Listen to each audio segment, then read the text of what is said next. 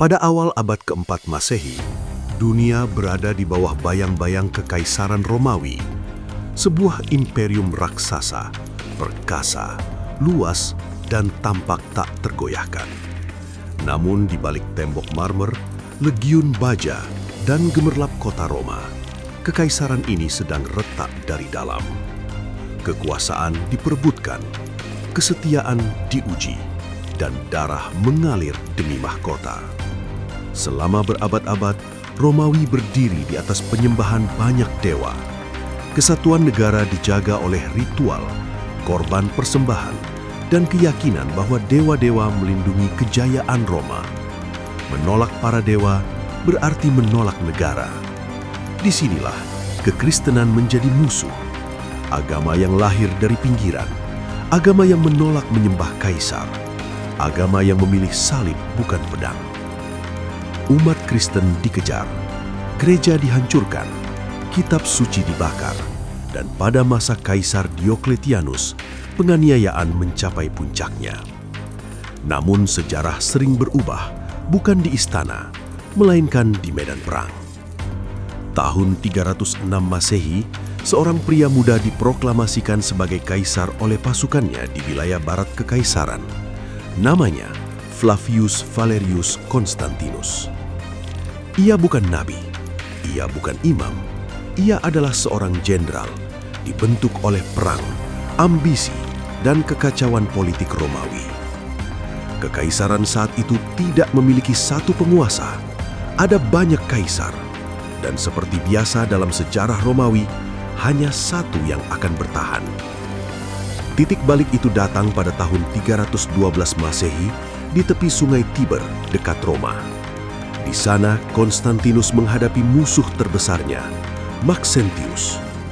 Malam sebelum pertempuran, menurut kesaksian sejarawan Eusebius, Konstantinus melihat sebuah tanda di langit. Sebuah simbol asing, salib, disertai kata-kata, "Dengan tanda ini, engkau akan menang." Keesokan harinya, pasukan Konstantinus maju dengan simbol itu terlukis pada perisai mereka. Pertempuran jembatan Milvian pun pecah, dan Maxentius tenggelam bersama pasukannya di sungai. Roma jatuh, Konstantinus menang, dan sejarah berbelok arah.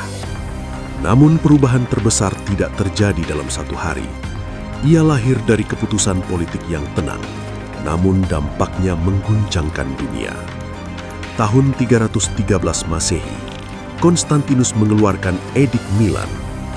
Untuk pertama kalinya dalam sejarah Romawi, kekristenan tidak lagi dianggap kejahatan.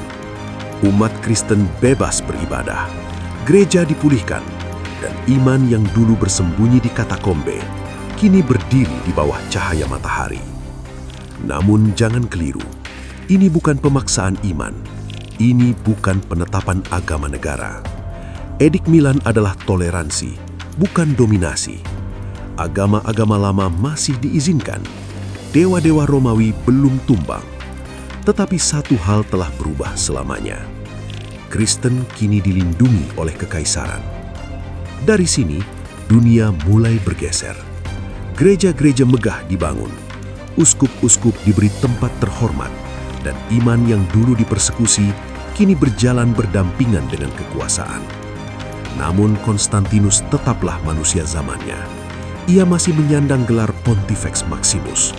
Ia masih berdiri di antara dua dunia, pagan dan Kristen. Ia bahkan baru dibaptis menjelang ajal. Inilah masa transisi, bukan kemenangan mutlak iman, melainkan pergulatan antara cahaya dan bayang-bayang.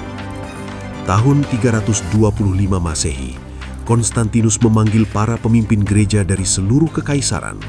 Mereka berkumpul di Nisea, bukan untuk perang, tetapi untuk doktrin.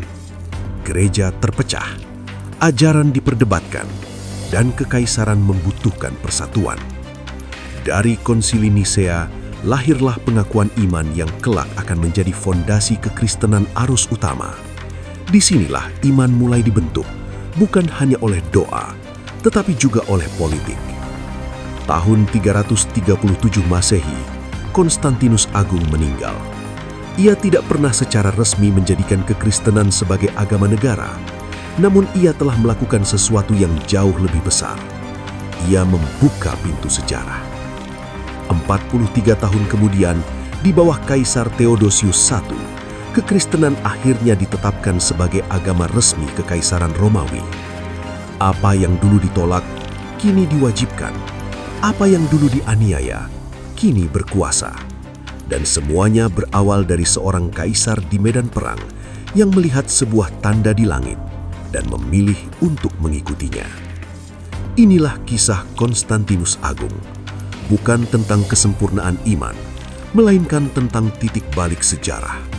Saat salib bertemu mahkota dan dunia tak pernah sama lagi.